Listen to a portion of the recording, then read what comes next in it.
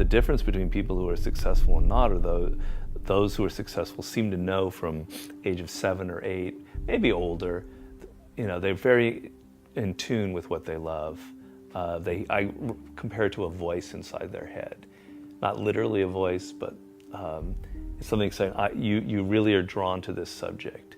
And they hear it throughout their lives. For me, it was writing and books since I was a kid. Anytime I deviated from that love and went into something else, I just was so unhappy. I knew that I wasn't doing the right thing. And so it's just like this voice that keeps drawing you back to what you really, really love. It is not easy to identify the enemy in combat, in war. So what you have to do is you have to control what you can control. Right? You got to be prepared. You've got to train. You've got to study. You've got to rehearse. You've got to remain vigilant. You've got to maintain discipline in everything you do so that when the enemy does reveal itself, you have the ability to outthink it, to outmaneuver, to outfight the enemy. And it's actually the same thing in business. Right? The enemy can be hard to identify. Your competitors aren't broadcasting their next move. You don't know what the market's going to do. You can't be certain about the next trend or the next downturn or the next bubble that's going to burst. You can't know those things. So you have to do the same thing. You have to control what you can control, which is you. You got to gather intelligence. You got to analyze the metrics that you can track. You got to train yourself and your team to be prepared for both the known and also be prepared for the unknown. Figure out what the likely contingencies are and have some plans to execute if those contingencies occur. Maintain discipline as an organization so that you have the flexibility and the responsiveness to maneuver effectively and efficiently when the unpredictable actually happens. So instead of suffering and falling apart in the chaos, you can take advantage of it and win. And that's business, and life is the same. The enemy is not always clear in life. It can be hard to tell who's going to try and bring you down or what is going to bring you down. There's distractions. There are things out there that will do you harm that are so camouflaged you can't see them at all. There are deceitful people. There are accidents that can occur and diseases that take root, and there's bad luck, and there's Murphy's Law, and there's times when it seems that the whole world is against you. The whole world is the enemy. And the same rules apply. Control what you can control. You train hard, learn, maintain the unmitigated daily discipline in all things. I'd talk to my dad, I'd talk to Warren, I'd talk to my wife Melinda. So I have enough people that know me and actually know where my judgment isn't its strongest, where I might get overexcited about something or, forget to think about something. And so they're good at correcting, particularly Melinda, good at correcting whatever those blind spots are. And I think it's good to encourage your friends and advisors to really give them that license. I can go to a party and forget to say hello to various people or something. That's a very minor example of my blind spots. Not to the hostess. Well, Melinda would help me do that. Yeah, she would, a small number of people that you can turn to on certain key things is a great asset. Nobody works harder than me inside the octagon, outside the octagon. I am a workhorse, so I'm going to enjoy the benefits of this life. I'm going to get myself a big mansion in Las Vegas. I'm going to get the soft top cars. I'm going to bring my whole team out. I'm going to spoil them and give them this life. big steaks that size we're eating every single night each. We're eating good, we're living good. It's human nature. Some people will sit and take positivity from that. They will look at that and take inspiration and inspire. It will inspire them to go and push for that. Others will shell up and critique it and be negative towards it. But one thing is for sure, those people will stay where they are. The people who take inspiration from it will rise up and also one day experience that life. So this is human nature. Some go one way, some go the other way. But I am enjoying my money, my hard-earned money that I have dedicated my life to. I just feel like advice that I would give is just like let yourself be so consumed in your art or whatever your passion is. It's literally the greatest feeling in the world. It's like love. Like it's, to just let yourself be just like swallowed whole by what makes you feel alive and what connects you to, the universe and that inner voice. There's nothing more beautiful than that. And it's such a selfless thing to share that, to share that with the world. Because I think I love that there's this quote, I can't remember it word for word, but this guy says something like, share your talent and share your dreams with the world, because what the world needs is more people who come alive. Something along those lines. Yeah. But yeah, because, by you just expressing yourself, you kind of ignite a fire in somebody else to express themselves in some way, and that would just make us all like so much happier as people. You know what I mean? Like just do everything for love, and you'll feel so fulfilled. I wake up some days and I feel like I'm going to take over the world and conquer everything in life. And then the next day I feel like the most insecure person in the world.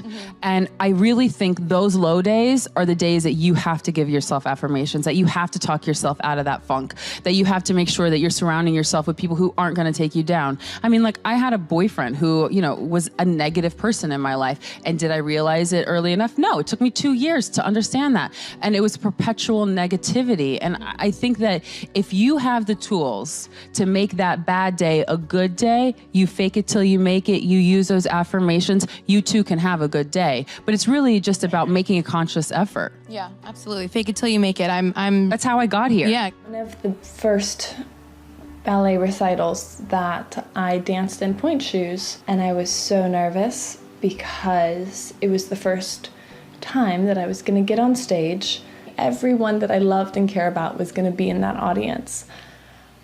And I didn't want to let them down. I didn't want to let myself down. How I sort of learned to cope with that is just really to take that anxiety, that sort of adrenaline, and actually pour it into something productive, meaning like what can you do to best prepare for that moment. So when it came to the point where it was showtime, it was time to get out on that stage, I knew that I did everything I possibly could to get out there and feel amazing and just perform. And I think something clicked in me. However, it doesn't always go right. There was a time, I remember I walked in a Fendi runway show and I, made a little slip and kind of slipped off the runway. But all you can do is do your best. Even when you make mistakes, sometimes those can be the most important experiences to learn from. Most people have a belief about what their real potential is no matter what you tell them. And that affects how much action they take. And of course that affects the result. And then ironically, that result reinforces their belief. And then that belief affects it. So I'll give you an example. Let's say a person has unlimited potential, we all agree. But they take little action, little results. Why? Because they have to start with a problem with their belief. They don't believe it's really going to happen for me. Maybe for Frank Kearns because he's got the cool hair and stuff, or maybe it's for you because you're so driven, but it's not me. Maybe Tony Robbins because he's a freak, got these big teeth. Whatever their thought process is, right? They got this thing, right? But what happens is, if you believe that there's very little potential, how much action are you going to take? Nothing, little. And when you take little potential with a little action, what kind of results do you get? Lousy little results. And when you get little results, what does that do to your belief? You go, see, I told you this was a waste of time, told you this wouldn't work. And then what happens? You tap even less potential, you take even less action, you get even worse results, and your belief gets even weaker. And this sucker feeds on itself until you are in a downward spiral. It's poisonous. It's poisonous and it's self-fulfilling. Now, what if something could happen that could come along and fill you with a sense of absolute certainty? Not like I believe, but where you know. In you guys' case, mine as well, we knew because we had to. Because we burned the boats. There was no other option. We had to find a way. We weren't going to live that way. We all did it in different ways and for different reasons, but in essence, that was it. If you get yourself in a state of certainty that this is going to work, I'm going to find a way, and if this doesn't work, I will make the way, then you tap a lot more potential. And when you're certain in your potential, you take massive action. When you take massive action, you really believe in something, you get great results. When you get great results, your brain goes, see, I told you I was a stud. I told you this thing would work out. Now you're even stronger. You tap more potential, take greater action, greater results. That's how you went from $300 in a week to $2,500 in 5 days to $100,000 in a month to $1 million in a day. Same thing with you. And we get momentum. That's why the rich get richer and the poor get poorer. Now some people go out and they go, well, I'm going to take a bunch of action. All right, I'm going to open this product. I'm going to try it. And they'll say to you, I even did it. But it's like a salesman who goes and knocks on the door and he knocks on 100 doors and says, you don't want one of these, do you? Yeah, exactly right. And even if he doesn't say it verbally, his face says it because he doesn't believe it's going to work. So his voice, his body, the execution is so weak. Maybe if he talks to 100 people, somebody's going to buy out of pity. They don't want his kids to starve, right? But he's not going to get the result. So the core difference in people is how do you produce certainty when the world isn't giving it to you? You go out and you try. In your case, you're 100,000 in debt and nothing's working. How do you keep yourself going? The way you did it, the way I did it, the way you're doing it, we may not have done it consciously, is we didn't change our potential, that was there. And it wasn't even taking more action. Taking more action with a belief it's not going to work, it's not going to change anything. We got results in our head that made us feel certain as if it had already happened. I definitely see this, everyone seems to have this aspect of rushing, like rushing to get to the next step and rushing to make a certain amount of money. And when I think of goals, I don't necessarily think of specifics. I just think of more of feelings of how I would feel when I get to that. What is my success and how does that feel like? Instead of saying, okay, I want to win this amount of titles and I want to win this amount of Grand Slams, or I want to earn this amount of money. I think more of the feeling. How am I going to feel when I win match point? I visualize it. I embrace that feeling and I carry it with me.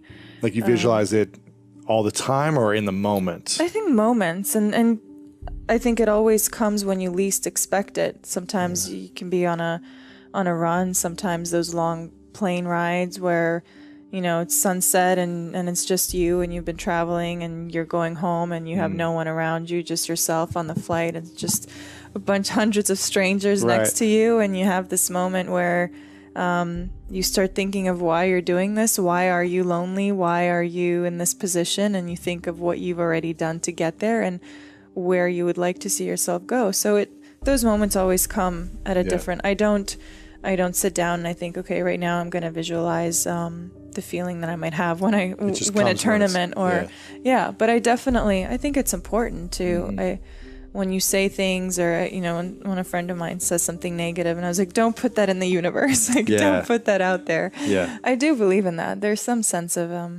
truth in that. Because it also comes with, then you carry it with that attitude. You know, when someone says something negative, you usually see their attitude change and it shows up in your body and your energy. Yeah. And I for sure do that as well. And I have my moments but the faster you acknowledge it and realize it, the faster you can move on. When I worked for other companies, some of them, not to mention any names, were so bad, they would treat people the old way. I'm the boss, here's what you're gonna do because I'm the boss, right?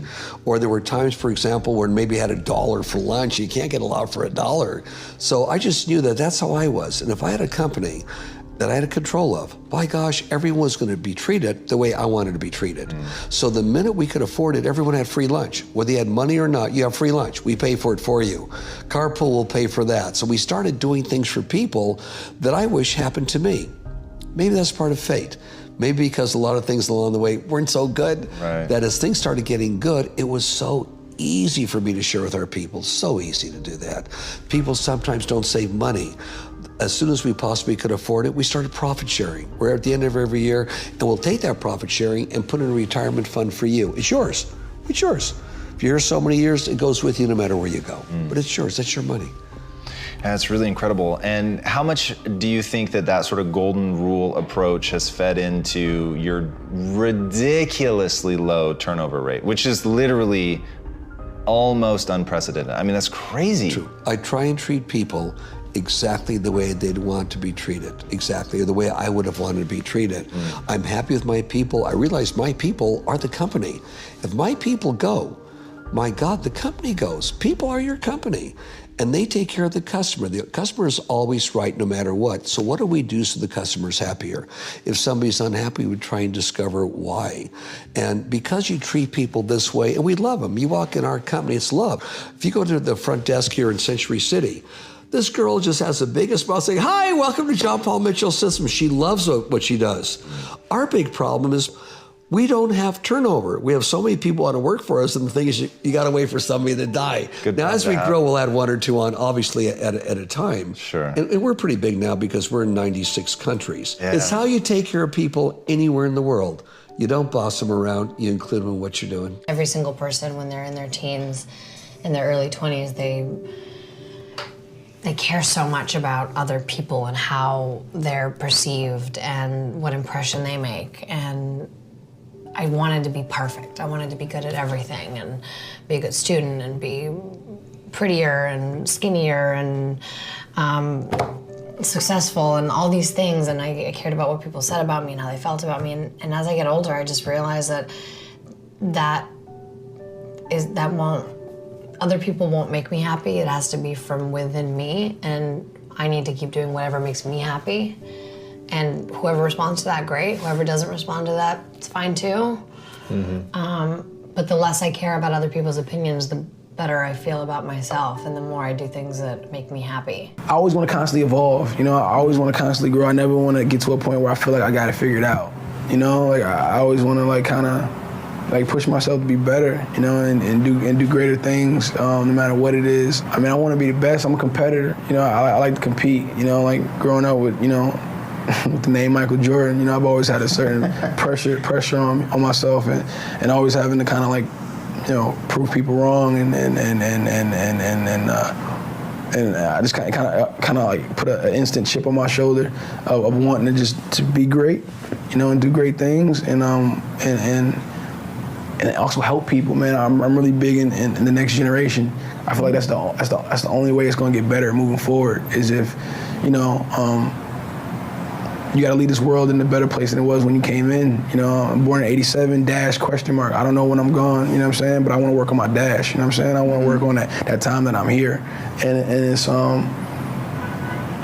if I can make it easier for the next round of filmmakers and the next round of actors coming up, I'm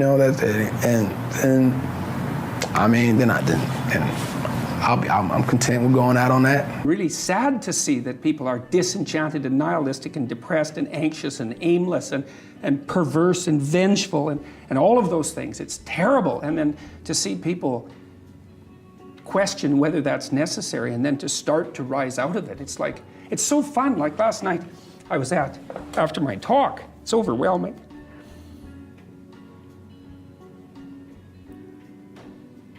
I don't usually think about these things, but I was after my talk last night, and so all these people line up, and they have their 15 seconds with me, and they're kind of tentative. They're excited and attentive when they come up to talk to me, and then they have 15 seconds of time to tell me something. I'm really listening to them, and they're hesitant about whether or not to share the good news about their life, and I think it's often because when people share good news about their life, people don't necessarily respond positively.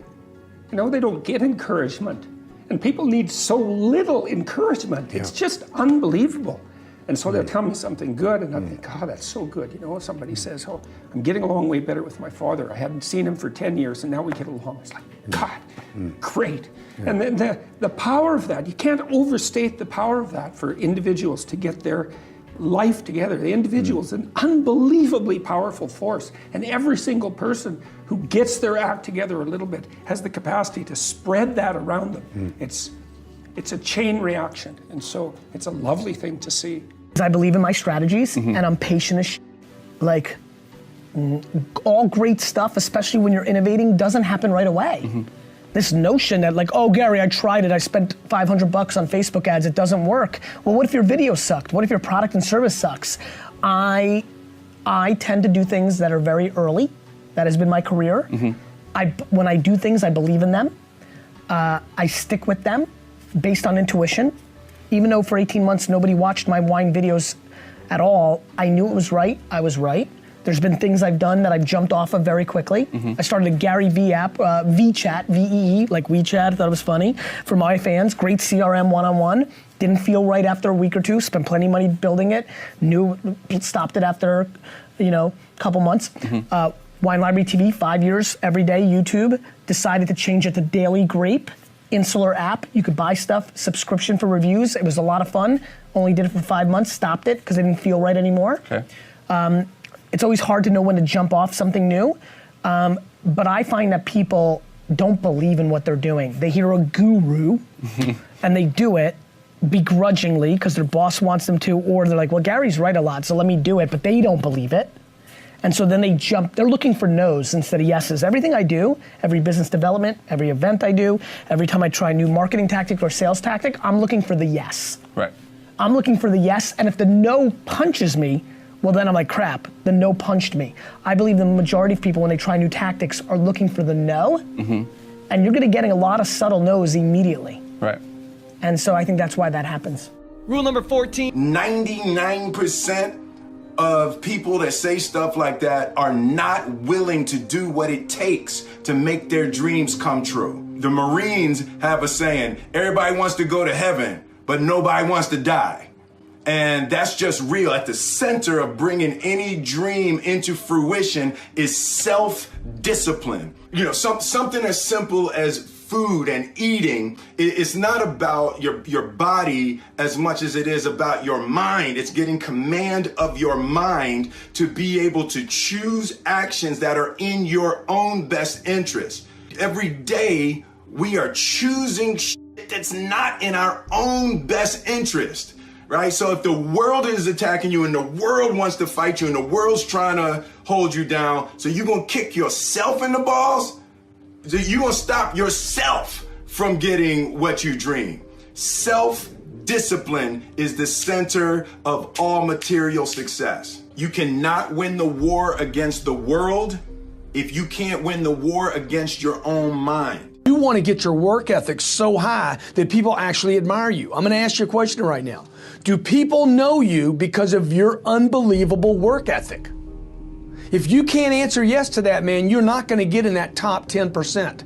You got to get at the top. People have to know you, not because, oh, he's a good salesman. Oh, he's a good this. Oh, he's an artist. Oh, he's a good pianist. Oh, he writes a great, story. No, dude, people need to know you for one major thing first. He works. He produces. The guy's there every day. The guy's pushing and shoving. Because the truth is, no matter how good your ideas are, how good your art is, or how good your skill set is, if you're not working, man, if you're not vibrating at a frequency that people say, my God, how does that guy do all that? If you're not vibrating at that rate, 10x levels, massive action, tremendous work ethic that's just a muscle now, and it's just a discipline in your life, and it's a normal way that other people think is abnormal. Ryan Seacrest, Tom Cruise, Oprah, Steven Spielberg, Donald Trump, still pumping and working as a billionaire. Look, if you're not working at that level, you're not going to make it. Get your work ethic in, man. It's the American way. Work ethic. Check it out. My dreams are first every day, then my wife, then my kids. I can take care of my wife and my kids now. Would you agree? I abandoned this. This is the fuel for who I am. I abandoned this dream, and then I can't take care of them. And then I'm going to tell them what? It's all right that you didn't win. No, it's not all right if you don't win. You need to win. How many of you need to win more? Okay?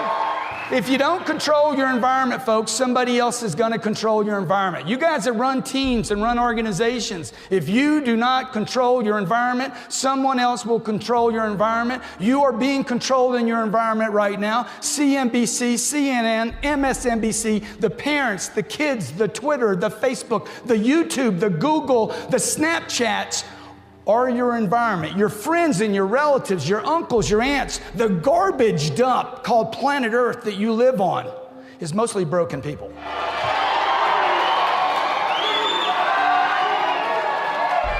If you don't control your environment, it starts with me. When I was 45 years old, I'm like, I'm gonna control my environment. I'm gonna take every penny I have, all the energy I have, all the resources I have, and I'm gonna improve me. If I gotta go broke in the process, because I'm already broke. Look, if you're not fulfilled if you're not reaching your full potential every day, you're broke right now. You know, particularly in this day and age, you know, if you turn on the news, everything seems like it's going to get blown up, right? Being nice just makes life so much easier. And look, I learned the hard way. I had to have my partner, Todd, came to me one day and he goes, I like to curse. He goes, I don't care about cursing, but you curse too much. Not everybody's as accepting as cursing as you are. Calm the f down. And I took that to heart. Not so much the cursing part, but it became apparent to me that the nicer I got, the more effective people around me got, the more productive they got, the more sales we had. I was undervaluing nice. You know, I started my first company after I got fired from a job, and I was 24, just turned 24. My first real company, if you will.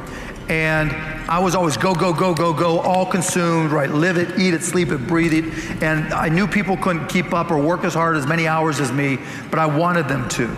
And we were successful and we didn't have much turnover, but I could have done a better job if I were nicer. And broadcast.com, I got a little bit nicer, right, as things. But then once I got to the Mavs and some of these other companies, and Todd reminded me, you know, and really told me, you know, just nice works. And so when you find yourself going to work, when you're finding yourself dealing with customers, when you're finding yourself making decisions, we all get that agita, right? That feeling in our stomach, that tenseness, that stress at various points in times that we all have to go through. But sometimes you just need to calm the f down, right? Take a deep breath and be nice. Because you'll find out that people will do much more. If you reduce the stress of people and you're nice, you're gonna have such a huge advantage. No matter what your technology is, no matter how it compares, even if it's a download for an app, people will still have to deal with you. Your culture will come through. Being nice, being supportive, reducing stress, that all comes through even in an app. As Shakespeare noted, there's nothing good or bad, but thinking makes it so. There's nothing good or bad, right? There's just stimulus and then there's response. Things happen and they're right. given a meaning. But people think that it is objectively a certain way. So now because they think it is an objectively a certain way, they feel they are supposed to react based on those emotions that are getting kicked up in their mind. What I'm saying is absolutely not. Those emotions may not serve you. They're certainly not aimed at moving you towards your goal. Their job is to keep you alive, plain and simple. So that's not necessarily very helpful in a modern context. So if you want to always be moving towards your goal, you want to be optimized, you got to learn to get control of your emotions. You've got to learn to understand to tell yourself a narrative that isn't predicated on necessarily identifying what is objectively true, because I don't think that we experience the world that way. It's identifying what's going to work to get me to my goal. And that to me, like, my whole thing is goal first, everything else works backwards from that. Like starting from the grand strategy, like identifying it and then building the steps backwards to reverse engineer it essentially. Correct. If it were easy to get what you wanted in life, Google would have already figured out an app. You would just type in, okay, I'm a student and I want to go from being a student to being successful. And Google would tell you, go to college, then you get your master's, then you land this killer job, and then you put in a bunch of FaceTime while you're checking Facebook. Then you get promoted to manager, and then you realize managing people kind of stinks, and then you keep climbing the corporate ladder. And then you start to wonder, well, how did I end up here? And then you went, well, is this what success looks like? You're like, no, I'm going to go to Jay Hilburn. That's what success looks like. So keep this in mind. If there's something that you want, like 7 people, or a trip to Africa, or you're going to make it to Mexico in the pink shirt, I'm looking at you again, sorry. I'm watching you. And rooting for you. Keep in mind this. Here you are. This is what you want. I spent a lot of time on lacrosse fields, although they don't really look like this. You tend to think that what you want, you just march right towards it. But if in sports you march right towards the goal, what happens? The defenders come in. And what the defenders are is it's your brain saying, ain't gonna happen. So the second you start moving toward that thing you want, be ready. You're going to tell yourself you don't feel like it. You're going to have to force yourself. It's happening. There's no way to get around it. So what you're going to have to do is you're going to basically get bounced around a lot. All over the place. And there are going to be a lot of times that you feel like this was a really dumb idea to start this business because it's going to get hard. And I want to remind you about something. Unlike a sports field where there's an in and out of bounds, the great thing about life is there actually aren't any.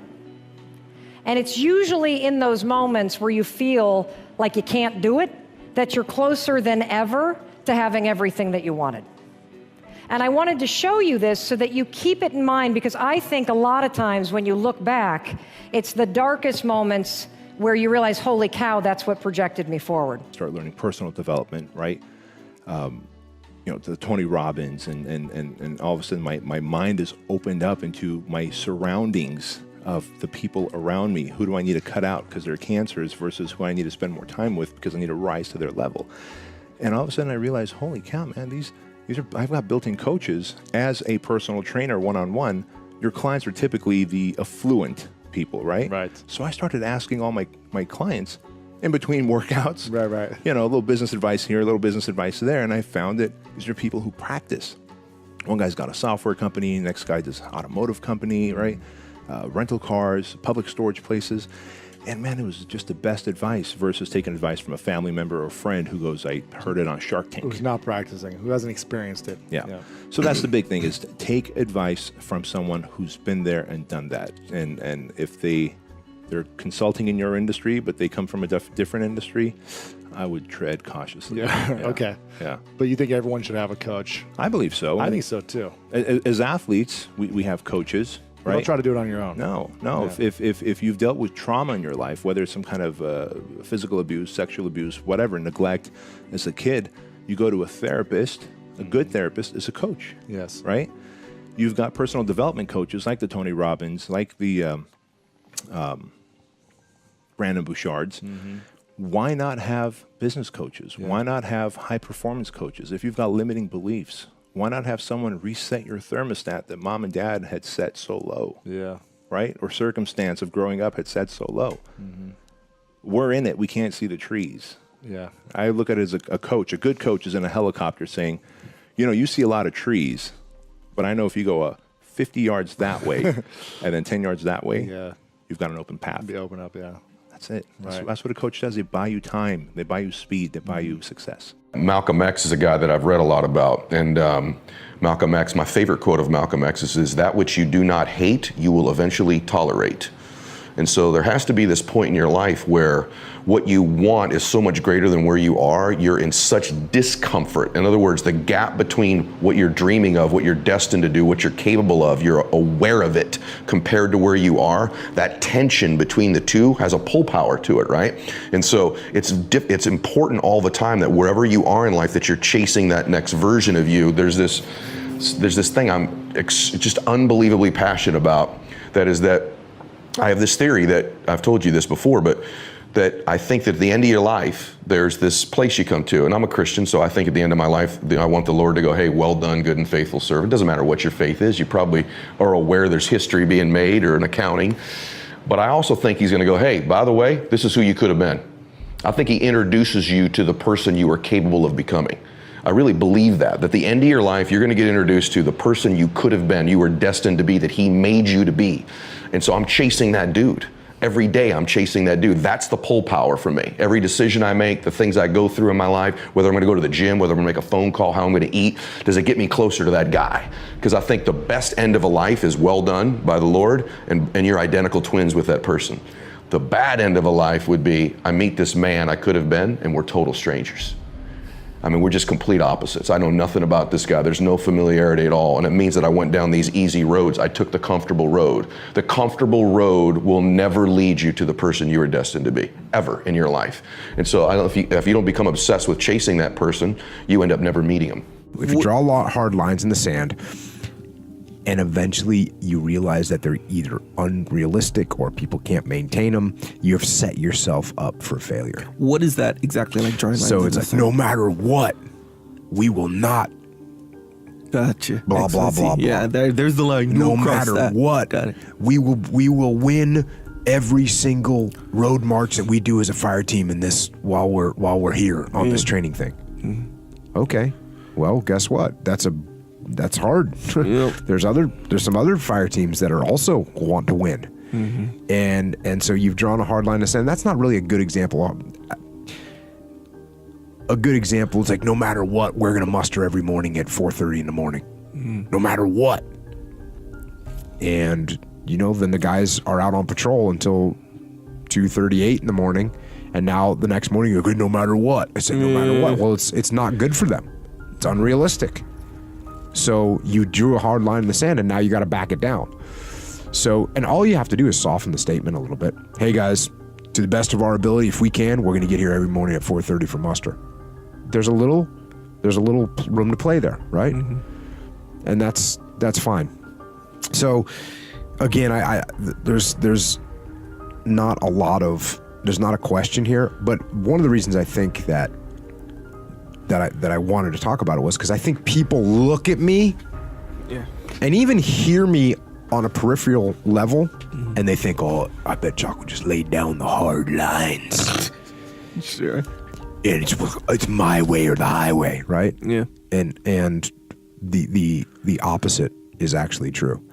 And the reason that I came to that conclusion was because I worked for leaders like that, and I hated working for leaders like that. So I tried to never be a leader like that. I'm a perfectionist. Like, if my B-roll doesn't look a certain way, there's a slight camera shake in just, if I'm shooting in 120 and it's moving in close, and then, it just kind of goes out. It's garbage. Delete it. I don't even want to see it. And even still, at the end of my videos, like, I'm pretty much always unhappy with my videos. It's just like, I don't know, I just don't like my own stuff. And it's because I'm so hard on myself and such a perfectionist. So it's kind of like liberating, also challenging doing a video like this, where it's like, I'm not gonna have any B-roll in it. Like, there's no music I can loop for like 30 minutes without wanting to go crazy. So like, I might not even put music in this video, and just thinking about that stresses me out. It gives me anxiety.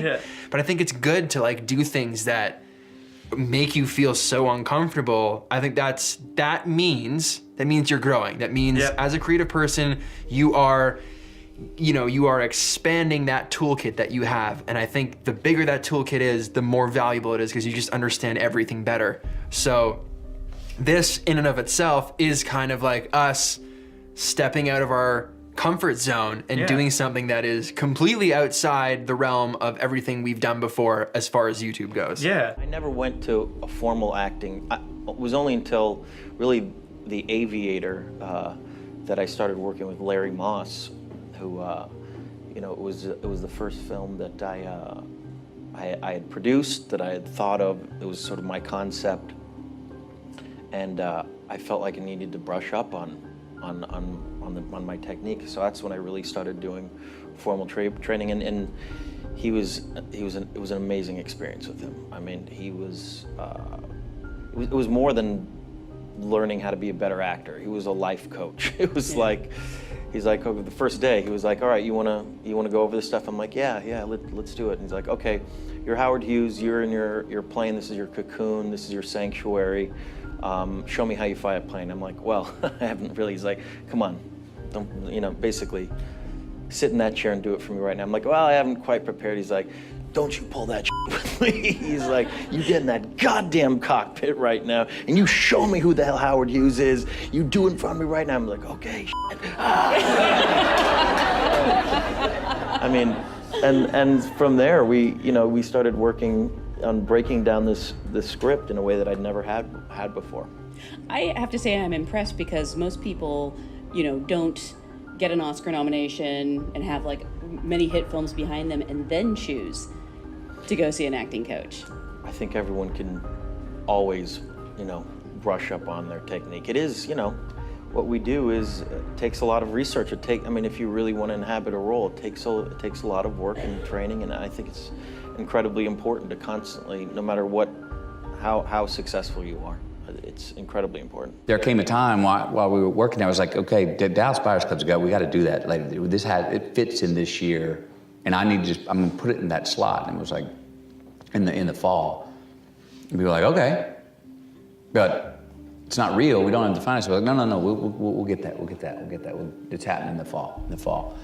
And part of getting that made, then Jean-Marc, he and I meet, he's interested, so some pieces come together. And what we did is we didn't flinch. Once we said we're gonna make it in that fall, we didn't flinch. When people go, what, you can't, you don't have the money for it, which we didn't. We're like, oh, no, we'll get it, it's coming. We got it, we're gonna make it in the fall.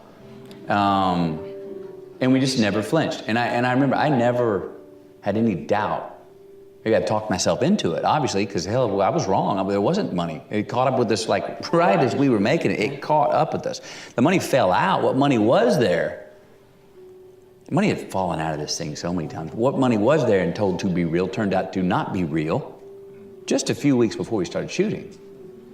And then by that time, Jean-Marc and I had been working on the script, and I had already, I was already into this guy and had lost a bunch of weight. And someone said, we may have to push to spring. And I didn't listen. I was like, no, we're not pushing to spring. We're doing it this fall. We're going. Set the date. We're there. And something about that, and I wasn't the only one doing that. There was others too, the producers and Jean-Marc. Something about that. It's weird how some things can get made in this town by just blindly saying, no, it's happening. And if you get enough momentum, and don't even consider the other options. Because if we'd have flinched and said, spring? Even that would have been too much. Yeah. It would have left a sliver of light open for someone to go, oh, okay, at least it's possible. Then the things that happened just probably wouldn't have happened. So yeah, I'd said yesterday, it was turned down 86 times. I got corrected last night. It turned out, real count was it's been turned down 137 times. Wow. So that is like, I don't know, what makes this so much fun. Yeah. This is we were never after the result with that. Just the getting of it made was so visceral but now it's around, it's a year later. And the movie translates, and then we're getting people talking about the film, the message, our roles. That makes me very proud to be here talking about it, because there was so much skin left in the game by so many people to get it made.